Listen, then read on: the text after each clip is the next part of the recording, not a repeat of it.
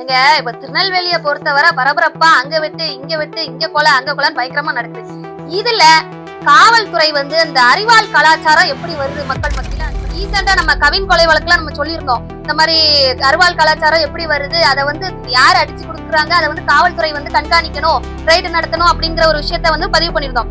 அத ஒரு 2-3 நாளையில அதோட இம்பாக்ட நம்ம பார்த்தோம். என்னன்னு பாத்தீங்க அப்படின்னா, காவல்துறை வந்து அவங்களோட இதுல வந்து வெளியிட்டிருந்தாங்க, இந்த மாதிரி அறிவால் வந்து எங்கெல்லாம் அடிச்சு கொடுக்குறாங்க, அந்த அறிவால் மையங்கள் அந்த சென்டர்ல எல்லாம் சோதனை நடத்தப்பட்டுச்சு, அந்த இடத்துல எல்லாம் அந்த மாதிரி நிறைய அறிவால் வந்து கைப்பற்றப்பட்டுச்சு அப்படிங்கிற ஒரு தகவலும் போட்டாங்க. சோ அது வந்து ஒரு நல்ல ஒரு விஷயமா நம்ம வந்து எடுத்துக்கிட்டோம். காவல்துறைக்கு நன்றியும் நம்ம தெரிவிச்சோம். அதே மாதிரிதான் இந்த விஷயத்திலையும் சொல்றேன், திருநெல்வேலி முழுக்க முழுக்க அறிவால் கலாச்சாரம் வந்துட்டு காவல்துறை அங்கங்க நமக்கு வந்து ரைடு நடத்தி, அது மட்டும் இல்ல, இப்போ கஞ்சா சப்ளை எந்த அளவுக்கு கொடூரமான செயலோ அதே மாதிரி இந்த மாதிரி வெப்பன்ஸ், இது வந்து த்ரெட்ஃபுல் வெப்பன்ஸ், இந்த மாதிரி இதெல்லாம் தயாரிக்கிற அந்த இடத்த பார்த்து அதை வந்து அந்த மாதிரி ஒரு அறிவால் அவங்க அடிச்சு, அறிவால் அதாவது ஆள் வெற்ற அறிவால் ஒரு அறிவால் அடிச்சு கொடுத்தாலே அந்த பட்டை சீல் வைங்க. யார் அதுக்கப்புறம் பேனர் பிரச்சனைக்கெல்லாம் அருவாலை தூக்கி வெட்டணும்னு என்ன இருக்கு? சம்பந்தமே இல்லாம, அதாவது பொதுமக்களை தாக்கணும்னு என்ன இருக்கு? அதாவது ஒருத்தனுக்கு ஒருத்தன் பிரச்சனைனா காவல் நிலையத்துல போய் புகார் கொடுங்க, எங்களை அப்படி திட்டாங்க இப்படி திட்டாங்க, இல்ல எங்க இடத்துல பேனர் வச்சுட்டாங்கன்னு கம்ப்ளைண்ட் எழுதி கொடுங்க. அப்புறம் காவல்துறை எதுக்கு இருக்கு? அதை விட்டுட்டு அறிவாலை கையில எடுத்து அவனை வெட்டின இவனை வெட்டின, இந்த கத்திரிக்காய் வாழைக்காவை வெட்டுற மாதிரி தரமறையா வெட்டியிருக்காங்க. அப்ப தமிழ்நாடு எங்க இருக்கு? முக்கியமா தென் தமிழகம் வந்து எதை நோக்கி பயணிக்கிறது? வணக்கம் மேடம். வணக்கம் சார். மேடம், இன்னைக்கு நம்ம எதை பத்தி பார்க்கலாம் அப்படின்னா, நெல்லையை சேர்ந்த ஆலங்குளத்துல வந்து பாத்தீங்கன்னா, ஒரு நெட்டூருங்கிற ஒரு கிராமத்துல ஒரு 8 பேரை வெட்டி இருக்கிறாங்க, ஊருக்கு வந்து வெட்டி இருக்கிறாங்க. ஸோ அதை பற்றிய லேட்டஸ்ட் தகவல் என்ன மேடம்? ஃபர்ஸ்ட் ஆஃப் ஆல் அனைவருக்கும் வணக்கம். எல்லாரும் நமக்கு வந்து ஒரு நல்ல ஆதரவு கொடுக்குறீங்க, ரொம்ப நன்றி. ஸோ இப்போ நம்ம விஷயத்துக்கு போகலாம். ஆக்சுவலா இப்போ நம்மளோட நெல்லையில அந்த நெட்டூர் அப்படிங்கிற ஒரு ஊர்ல வந்து இப்போ ரீசெண்டா ஒரு விஷயம் நடந்திருக்கு. என்னன்னு பாத்தீங்க அப்படின்னா, ஒரு 12 பேர் 3-4 பைக்ல அப்படியே வந்து அருவாள் எடுத்து கையில கிடைக்கிறவங்க எல்லாம் சர்ற மாதிரியா தாக்கியிருக்காங்க. அதுல வந்து ஒரு 6 பேர் வந்து படுகாயம் அடைஞ்சிருக்காங்க. இது வந்து எங்க நிகழ்ந்தது அப்படின்னா, ஒரு நல்ல விஷயம் நடக்கிற ஒரு கல்யாண வீட்டுல இந்த சம்பவம் நடந்திருக்கு. என்ன இதோட பிரைம் ரீசன் என்ன? சோ என்னன்னு பாத்தீங்க அப்படின்னா, இந்த மாதிரி விஷயம் நடந்திருக்கு. என்னடா திடீர்னு வந்து அங்கங்க மக்கள் நின்றுட்டு இருந்திருக்காங்க, இந்த மாதிரி மைக் செட்டு அது ஒரு கல்யாண வீடு எப்படி இருக்கும், நல்லா கலகலப்பா பயங்கரமா அவங்க அந்த மக்கள் எல்லாம் நல்லா கொண்டாடிட்டு இருந்திருக்காங்க. சோ அதுல வந்து என்னன்னு பாத்தீங்கன்னா, திடீர்னு இந்த மாதிரி ஒரு இது நடந்த உடனே எல்லாருக்கும் ஒரே ஷாக்கு. என்னடா யாரா இவங்க அப்படின்னு சொல்லிட்டு எல்லாம் ஹெல்மெட் போட்டுட்டு, மூஞ்சி முகம் தெரியாம தானே வெட்டுவானுங்க, மூஞ்சில எல்லாம் ஹெல்மெட் போட்டு பக்காவா வந்து கவர் பண்ணி, ஆமா கவர் பண்ணி ஒரு இது தெரியாம, யாருன்னே அடையாளம் தெரியாம வந்திருக்கானுங்க. அப்போ வந்த இடத்துல சர மாதிரியா காரை தாக்கியிருக்கானுங்க. பக்கத்துல நின்னவங்கள அப்படி இப்படி யாரெல்லாம் கிடைக்கிறாங்களோ சர மாதிரியா இது பண்ணி, ஒரு மளிகை கடையில போய் மளிகை கடையிலயும் தாக்குதல் நடத்தி அவரையும் சொல்லியிருக்காங்க. ஆமா, அந்த ஆளுக்கு வந்து நபரை வந்து தெரிஞ்சிருக்கு அப்படின்னு சொல்றாங்க. அந்த முகமுடி போட்டதுனால அவர் வந்து தெரிஞ்சிருக்கு அப்படிங்கிறாங்களாம். அந்த வெட்ட வந்த நபர் வந்து அவரை பார்த்து சொல்றாரா, இது உனக்கு தேவையில்லாத வேலை, அப்படி நீ தூரப்போ அப்படிங்கிற மாதிரி எல்லாம் சொல்றாங்க. அப்படிங்கிற மாதிரிலாம் அந்த ஒரு அம்மா வந்து பேட்டி கொடுக்குறாங்க. அது மட்டும் இல்ல, ஜாதிய சொல்லி இந்த மாதிரி தாக்கியிருக்காங்க அப்படின்னு ஒரு விஷயம் வருது. இதுல என்ன அப்படின்னு பாத்தீங்க, என்னதான்டா பிரச்சனை? சும்மா இருக்கிறவங்களை வந்து எதுக்கு வெட்டுறான்னு கேட்கும்போது, இதுல என்ன பிரச்சனைனா, இந்த கல்யாண வீட்டுல அந்த பேனர் எல்லாம் அடிப்பாங்க தெரியுமா? பேனர் அடிக்கும் போது ஏதோ ஒரு பிரச்சனை வந்திருக்கு அவங்களுக்குள்ள. இங்க வைக்க கூடாது, அங்க வைக்க சம்திங், இந்த ஊருக்குள்ள எல்லாம் நடக்கும்ல, அங்க வைக்காதீங்க இங்க வைக்காதீங்கன்னு. ஆக்சுவலா நீங்க நல்லா புரிஞ்சுக்கோங்க, திருநெல்வேலி என்னைக்குமே ஒரு ரத்த பூமி தான். அது வந்து சொல்லுவார்ல, அந்த வடிவேல் டைலாக்ல கூட சொல்லிருப்பாருல, இது வந்து ஒரு கலவர பூமி. அந்த மாதிரி இதுவரைக்கும் உள்ள கேசஸ் ஹிஸ்டரி எல்லாமே நம்ம பார்க்கும்போது ஜாதி ரீதியா பயங்கர வன்முறைகள், பயங்கர படுகொலைகள் நடந்திருக்கு. சோ அதனால அது எப்பவுமே ஹாட்டா தான் இருக்கும். திருநெல்வேலியில எல்லாம் அந்த காவல்துறைகள் எல்லாம் பாருங்க, எப்பவுமே பரபரப்பா தான் இருப்பாங்க. ஒரு நேரமும் அவங்க வந்து ரிலாக்ஸா இருக்கிற ஒரு சிச்சுவேஷன் அமையாது.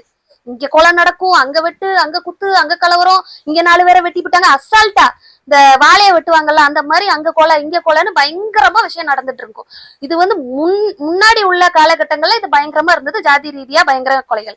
இப்போ கொஞ்ச நாளா அந்த கட்சிகள் வந்து ஆளும் போது கொஞ்சம் அடக்கி வச்சாங்க. இப்ப பழையபடி அந்த வன்முறை கலாச்சாரம் தொடங்கியிருக்கு. இதுதான் இப்போ நம்ம வந்து கவனிக்க வேண்டிய ஒரு விஷயமா பாக்குறோம்.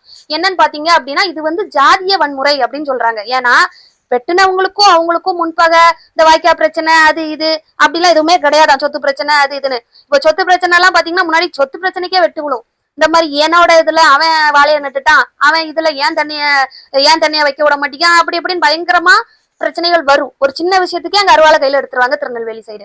அப்ப இந்த விஷயத்த பார்க்கும்போது முன்பகை எதுவும் இருக்கான முன்பகை கிடையாது.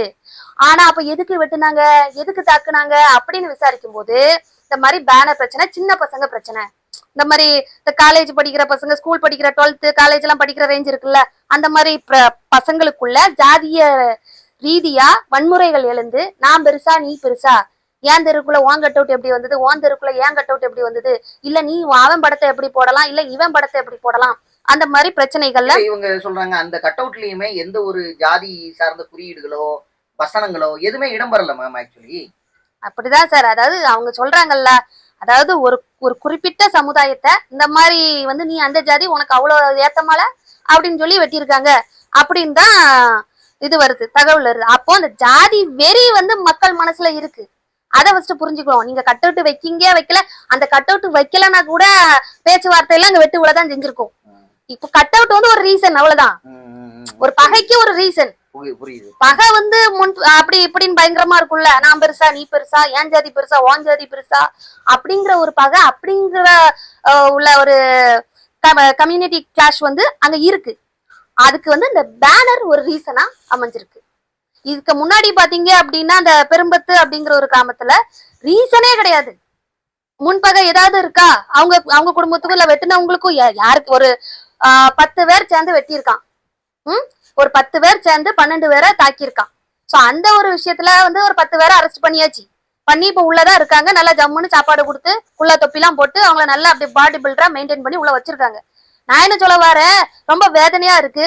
நீங்க வந்து எப்படி எடுத்துக்கிட்டாலும் சரி, ஒரு வழக்கறிஞரா பேசுறேன், இது வந்து ரொம்ப ஒரு ஒரு சட்ட விரோத செயல். இதெல்லாம் இந்த ஜாதி ரீதியா தாக்குறது, அதாவது இந்த மக்கள் வந்து ஏன் இன்னும் வந்து அந்த ஒரு நிலையில இருக்காங்க, இவ்வளவு படிப்பு இவ்வளவு நாகரிகம் வந்து இவ்வளவு தொழில் முன்னேற்றம் வந்து இவ்வளவு தூரம் ஆன பிறகு நம்ம சமூகம் இன்னும் அந்த அவங்களோட சிந்தனை ஏன் பின்தங்கி இருக்கு அப்படிங்கிற ஒரு விஷயத்த நம்ம பாக்குறோம். இதுல பாத்தீங்க அப்படின்னா முக்காவாசி திருநெல்வேலியில நிகழ்ந்த சம்பவம் பாருங்க. இப்போ கொஞ்ச நாள் முன்னாடி நம்ம பார்க்க போனா அந்த ஒரு கவின் ஆணவ படுகொலை நடந்தது, அதுவும் ஜாதிய வன்முறை அப்படின்னு சொல்றாங்க. சோ இப்ப ரீசெண்டா அவங்க அம்மாவை கூட கைது பண்ணாங்க அப்படின்னு சொல்லி ஒரு தகவல் வருது. அதுக்கப்புறம் அந்த பெரும்பத்துங்கிற கிராமத்துல அதுவும் ஒரு ஜாதிய ரீதியான ஒரு தாக்குதல் அப்படின்னு சொல்றாங்க. ஏன்னா வெட்டுப்பட்டவங்க வந்து வேற தரப்பினர், வெட்டினவங்க வேற தரப்பினர். அதுல வந்து வெட்டுப்பட்டவங்கள யாரு ஒருத்தர் கூட வெட்டினவங்க தரப்பினர் கிடையாது. இப்ப பொதுவா ஒரு மக்களை தாக்கணும்னா சும்மா போறாங்க போதையில தாக்குனானுங்க, பொதுமக்கள் எல்லாருமே அதுல சஃபர் ஆயிருப்பாங்க. ஆனா குறிப்பிட்ட ஒரு ஜாதி பிரிவினர் தான் தாக்கப்பட்டாங்க, இவங்களோட ஜாதி பிரிவினர் அதுல யாருமே கிடையாது அப்படிங்கிற ஒரு தகவல் வருது. சோ இதெல்லாம் பார்க்கும்போது அந்த கேஸ் ஹிஸ்டரியில என்ன நடக்குது, எதனால இந்த வன்முறை, யாரு அப்போ அந்த அந்த மாதிரி ஒரு பிரிவினருக்கு வந்து யாரு வந்து தைரியம் கொடுக்குறா, அதை வந்து காவல்துறையினர் பார்க்கணும். யார் அவங்களுக்கு பேக் போனா இருக்கா, யார் அவங்களுக்கு மணி சப்போர்ட் பண்றா. அது மட்டும் இல்ல, இப்ப பாருங்க, இப்ப போனவனுங்க எப்படி 3 மாசத்துல வெளியே வந்துருவானுங்க. இப்போ ஒரு பேட்ச் உள்ள கிடக்கா, அடுத்து அந்த பேட்சை வெளியே விட்டுட்டு இனி இவங்களை வந்து இந்த தேடி இந்த ட்ரோன் எல்லாம் வச்சு கண்டுபிடிச்சாச்சு. வெட்டினவங்கள காவல்துறையினர் முன்னாடி மாதிரி எல்லாம் கிடையாது, எங்க நீங்க ஒளிஞ்சாலும் ஈஸியா ட்ராக் பண்ணி தூக்கிடுவாங்க அவங்கள. சோ அதனால வெட்டுப்பட்டு அந்த ஊர் பேர்லாம் இந்த ஊர் பேர்லாம் ஒண்ணுமே பண்ண முடியாது. இதுல என்ன ஒரு பெரிய விஷயம்னா, இப்ப வெட்டுப்பட்டு இந்த அரெஸ்ட் பண்ணிருக்காங்களா வெட்டின குற்றவாளிகள், அவங்க வந்து அதுக்கு முன்னாடி ஒரு கிரைம்ல ஈடுபட்டு இருக்காங்க அப்படின்னு ஒரு தகவல் வருது. இந்த ஏதோ ஒரு இடத்துல வழிப்பறி எல்லாம் பண்ணிருக்காங்களா அந்த கும்பல். சோ அதே கும்பல் தான் வந்து தாக்குதல் நடத்திருக்காங்க. சோ அது வந்து ரிப்பீட்டட் அஃபெண்டர்ஸ், சரியா? அவங்க வந்து கேஸ் ஹிஸ்டரி உள்ள கிரிமினல்ஸ். இந்த கேஸ் ஹிஸ்டரி உள்ள கிரிமினல்ஸ் வந்து ஏன் தண்டிக்கப்படாம இன்னும் வெளியே சுத்துறாங்க, அதுதான் இப்ப என்னோட கேள்வி. ஏன் நீங்க உள்ள புடிச்சு போடுறீங்க? காவல்துறை நினைச்சா அவங்களுக்கு வந்து தகுந்த தண்டனை, அந்த ஆயுள் தண்டனை எல்லாம் வாங்கி கொடுக்க முடியாதா போராடி? மக்களுக்கு எதிராக ஒரு சம்பவம் நடக்குது, மக்கள் உயிரை காப்பாத்தணுங்கிற ஒரு நோக்கம் கிடையாதா? அதுதான் என்னோட கேள்வி. ஏன்னா அவன் வந்து இது வந்து தெரியாத பண்ற தப்பு இல்ல, வேணும்னே ஜாதிய வன்முறையில தாக்குறது எவ்வளவு பெரிய குற்ற செயல். சோ அதாவது சும்மா வந்தோம் பேசணும் வச்சா வாய் தகராறு கைகலப்புல மாறிட்டு அது வேற விஷயம். இதுல வந்து குடும்ப பகை இருந்தது, அது வேற விஷயம். முன்னாடிலாம் எப்படி வந்து கொலைகள் நிகழும் அப்படின்னு பாத்தீங்க அப்படின்னா, அவங்க குடும்பத்துல அந்த என்ன சொல்ற சொத்து தகராறு அப்படி இப்படின்லாம் இருக்கும்ல, ஒவ்வொரு விஷயங்கள் பிரிக்கும் போது அதேதான் நிலத்தகராறுல ஏற்பட்ட விஷயங்கள் தான் பயங்கர கொலைகளுக்கு நெல்லையில வாய்ப்புகள் இருந்திருக்கு. முன்னாடி நிலங்கள் பிரிக்கும் போது என்னோட நிலத்துல அவன் இது பண்ணிட்டான், அறுவடை பண்ணிட்டான், விவசாயம் பண்ணிட்டான், இது எனக்கு பாத்தியப்பட்ட நிலம் அப்படின்னு நிலத்தகராறு வந்து ஜாதி பிரச்சனையா அங்க பிரிஞ்சிருக்கு, ஜாதிய வன்முறையா. அதுல இவங்க குடும்பத்துல இருந்து அவங்க குடும்பத்தை வெட்டுறது, அதே மாதிரி அவங்க குடும்பத்துல இருந்து இவங்க குடும்பத்தை வெட்டுறதுன்னு தொன்று தொட்டு ஒரு வாழையடி வாழையாக இந்த கொலை சம்பவம் வந்து நிகழ்ந்து வந்தது. அது வந்து ஒரு விஷயம்.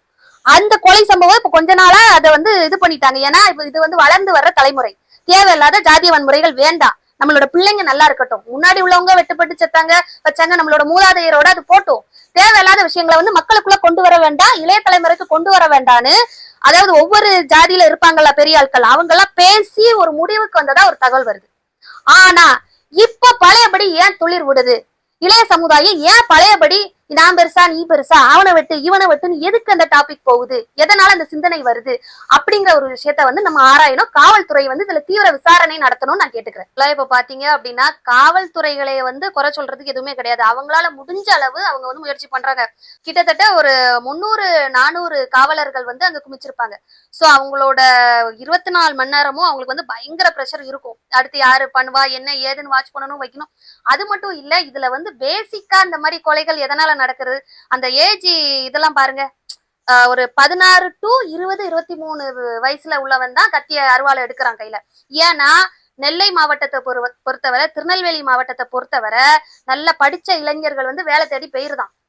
சும்மா அந்த படிப்பை நிறுத்திக்கிட்டு பாதியிலேயே அப்படி இப்படின்ட்டு ஜாதி வெறியில அலையிறாங்கல்ல, அந்த மாதிரி ஆட்கள் தான் அருவாளை வந்து கையில பிடிக்குது. அது வந்து ஒரு பெருமையா நினைச்சிட்டு இருக்காங்க.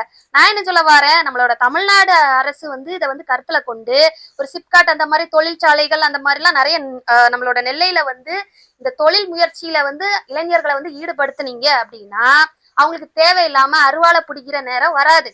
அவங்களுக்கு வந்து அவங்களோட வாழ்க்கை பயணத்தை வந்து அவங்க வந்து தொடங்க ஆரம்பிச்சிருவாங்க. இப்ப பாருங்க, இந்த கொலை சம்பவத்துல எல்லாம் பாத்தீங்க, இந்த கேஸ் ஹிஸ்டரி எல்லாம் எடுக்கும்போது அவங்களோட பேக்ரவுண்ட் எல்லாம் வெரிஃபை பண்ணீங்கன்னா இந்த மாதிரி பெரிய அப்பர் மிடில் கிளாஸ் பெரிய பெரிய குபேர வீட்டு பையன் எல்லாம் அதுல இருக்க மாட்டான் மேக்சிமம்.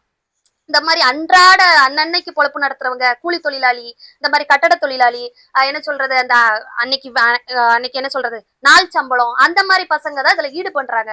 நாள் சம்பளம்னா ஒரு நாளைக்கு 500 ரூபாய் சம்பளமா 1000 ரூபாய் சம்பளமா, அதுல பாதிய வந்து கொஞ்சம் என்ன சொல்றது சாப்பிட்டோமா வீட்டுக்கு கொடுத்தோமா, அது மட்டும் இல்ல சரக்கு அடிச்சோமா போதை பொருளை போட்டோமா அருவாளை தூக்கணுமா. ஏன்னா அவன் வந்து என்ன சொல்றது வீட்டுக்கு வந்து உழைச்சு கொடுக்குற வருமானம் அவன் போதிய வருமானம்னு அவன் நினைச்சிட்டு அலையிறான். நம்மளால அவ்வளவுதான் முடியும், நம்மளோட கெப்பாசிட்டி அவ்வளவுதான். முடியவே முடியலையா, தொழில் சரியில்லையா, எவனையாவது வெட்டிட்டு உள்ள போவோம். 3 மாசம் கவர்மெண்ட்ல சோறு போடுறாங்க அப்படிங்கிற ஒரு கான்செப்ட்ல தானே இப்ப கொலை எல்லாம் நடக்குது. எந்த ஒரு இதுல பண்றா, 3 மாசம் நல்லா உள்ள போனா சாப்பாடு கிடைக்குது, சும்மா 4-5 அருவாள் எடுத்து வெட்டிட்டு ஒரு ஹாபியா பண்றாங்க. இப்பெல்லாம் ஒரு பயம் இல்ல, நம்ம சிறைக்கு போறோம் சிறைவாசம் எப்படி இருக்கும்னு ஒரு பயம் இல்லாம ஹாபிச்சுவல் அஃபெண்டர்ஸா எப்படி மாறுறாங்க. இந்த மாதிரி கலாச்சாரங்கள் தான் வருது. முதல்ல போதை கலாச்சாரம், 2வது தொழில் இன்மை, அவங்களுக்கு வந்து ப்ராப்பரா தொழில் இல்ல. இந்த மாதிரி என்ன சொல்றது, ஃபார் எக்ஸாம்பிள் மாசம் ஒரு 10,000 ரூபாய் மினிமம் சொல்றேன் நானு. ஒரு திருநெல்வேலியில மாசம் 10,000 ரூபாய் சம்பளம் வர்ற மாதிரி ஒரு வேலையில இருந்தானா ஈடுபட்டு இருந்தானா அவனுக்கு வந்து கமிட்மெண்ட் இருக்கும். ஒரு பைக் வாங்குவான், அதுக்கு இஎம்ஐ கட்டுவான், அடுத்து அவனுக்கு வந்து கல்யாணம் குடும்பம் நடக்கும், அடுத்து வீட்டுல ஃப்ரிட்ஜ் வாஷிங் மிஷின் அது இதுன்னு வாங்கணும்னு நினைப்பான், அதுக்கு இஎம்ஐ கட்டுவான் வைப்பான், அதுக்கு ஓடணும், அவனோட குடும்பத்தை பார்க்கணும், பிள்ளைங்க படிப்பு செலவா பார்க்கணும். அந்த மாதிரி ஆட்கள் இதுல ஈடுபடாது, அவனை நம்பி ஒரு குடும்பம் இருக்குங்கிற ஒரு இதுல. இது இந்த வாலிப பசங்க இந்த மாதிரி வெட்டி வீராப்புல நான் பெருசா நீ பெருசா, அந்த அதாவது நான் இப்போ ஒரு விஷயம் சொல்றேன் நல்லா கவனிங்க.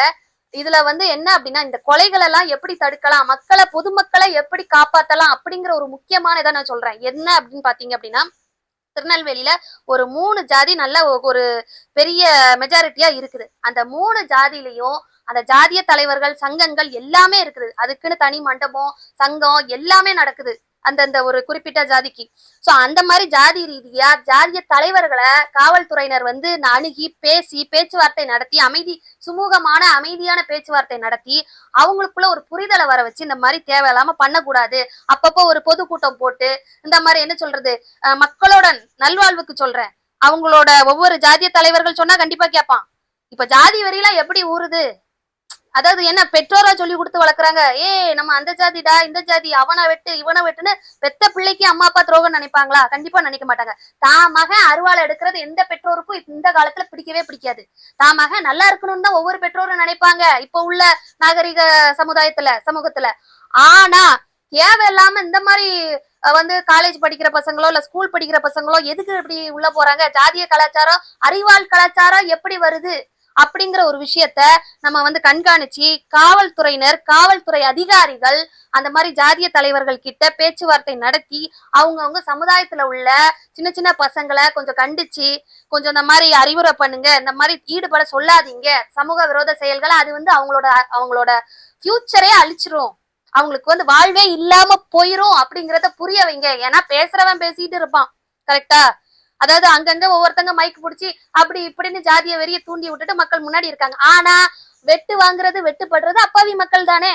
அதுதான் அப்போ அவரோட வழி வந்தவங்க 4 பேருக்கு நல்லது பண்ணணும், 4 பேருக்கு நல்ல ஒரு கல்வியை கொடுக்கணும், கல்விக்கு உதவி பண்ணணும், படிக்க வைக்கணும் அப்படிங்கிற ஒரு கொள்கையை ஃபாலோ பண்ணலாம். நல்ல தலைவர்களோட கொள்கையை எடுங்கன்னு தான் சொல்றேன். ஜாதிய ரீதியா தலைவர்கள் இருக்காங்கல்ல, அவங்களோட கொள்கையை ஃபாலோ பண்ணுங்க. வெறித்தனமா அவங்கள வந்து இழுத்து விடாதீங்க.